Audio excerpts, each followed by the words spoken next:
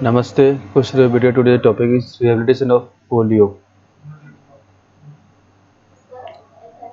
Poliomyelitis, also known as polio, is extremely infectious disease caused by poliovirus for which there is no cure. The virus, which mainly affected children under 5 years of age, attacked the central nervous system through the brain. It was originally through have entered via the spinal cord, but has now been proved to not be the case and can cause temporary or permanent paralysis. Muscle weakness most commonly in leg but can occur in the hand, neck and diaphragm. Fever, fatigue, headache, vomiting, neck, stable pain in arm and leg.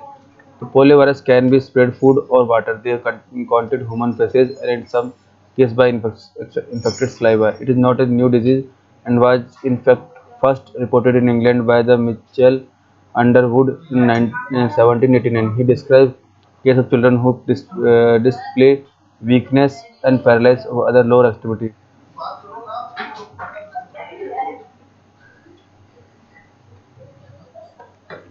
Over the next 100 year of the average age increased number of cases reported rose. An epidemic of polio were reported from developed countries in the northern hemisphere each summer and fall.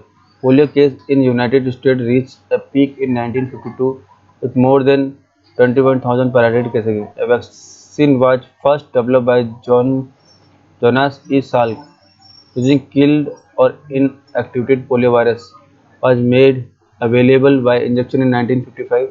The introduction of the trivalent Sabin oral vaccine in 1962 was the beginning of the plan to eradicated polio. Post-polio syndrome. Despite the successful vaccination project, a new condition has developed known as post-polio syndrome. Post-polio syndrome is a condition that affects polio survivors years after recovery from an initial acute attack of poliomyelitis virus. Post-polio syndrome is mainly characterized by the new weakening in muscles that were previously affected by the polio infection and in muscles that seemingly were unaffected.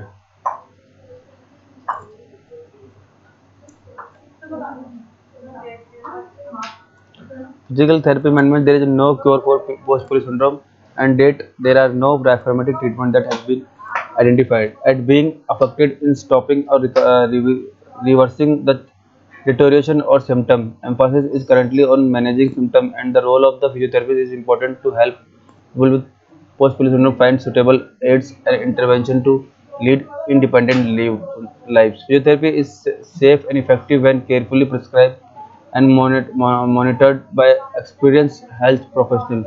Cardiopulmonary endurance training is usually more effective than strengthening exercise and intense strengthening program using resistance or weight may be counterproductive as they can fatigue and already weaken compromised muscles.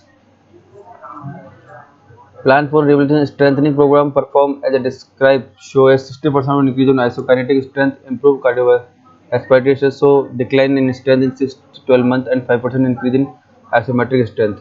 Use of modulators, electrical stimulus has been used to strengthen weakened muscles or to reduce muscles weakened through disuse as well as to decrease pain. Thank you.